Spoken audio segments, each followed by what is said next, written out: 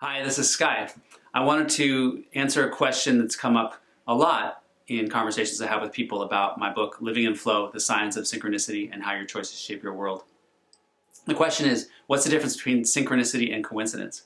And from a technical point of view, the way I define it in the physics work that I'm doing, in the research, is that a synchronicity is on a spectrum of meaningfulness. And when we say coincidence, we imply meaningful coincidence. I mean, a coincidence in which the things don't seem meaningful is just random, everyday life. But meaningful coincidence is what most people refer to as a coincidence.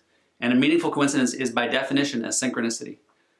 Now, there are different places on that spectrum of meaningfulness. There can be a very unusual experience, like the time that you probably heard me talk about, where I accidentally bumped into Dana, my best friend and future wife, in Paris when I was trying to meet her in Greece, but had an emergency flight home.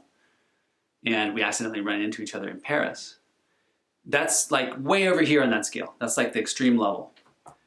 But then there's the everyday experiences, which fall into place, bumping into somebody by accident at the grocery store, or when I went across the street to get the mail with my daughter for our neighbor, and we had been checking once before during the day, and we were anxious to get the mail and to see if the mailman had come. We walk out the door, and there was the mailman coming to our door, and they had the very letter that we were looking for our neighbor.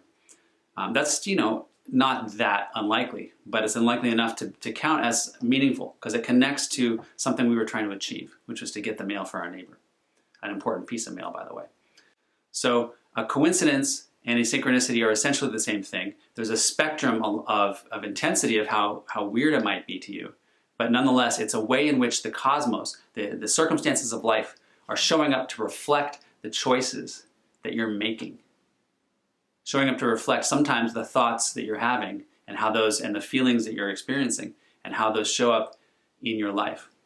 So coincidences and synchronicities are part of the same phenomenon, just different ways of talking about it. There are certainly things in life that happen without a whole lot of meaning to them. That shouldn't dissuade us from thinking that, as a rule, there is a process by which meaningful circumstances become more likely to happen, and that life circumstances, every circumstance in life, can be seen through the lens of how does this benefit me or my understanding of myself and what I'm doing in my life right now. Ultimately, in some sense, meaningfulness comes down to how you perceive a situation and whether it's of benefit to you. But sometimes that requires being a little open-minded about what the benefit might be, because we can be closed-minded sometimes about whether something is really meant for us or useful information.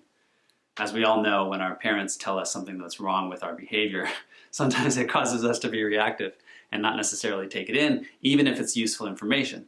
So if life is providing useful information, I believe it is always providing useful information as a reflective tool for us. And whether or not we're able to hear that and make use of it, make sense of it, is really our practice of living in flow. And if you want to sign up for the Living in Flow course, the course can be found here. The letter U, thrivehere.com/livinginflow. I hope to see you there, and I hope you tune in to future broadcasts. Thank you.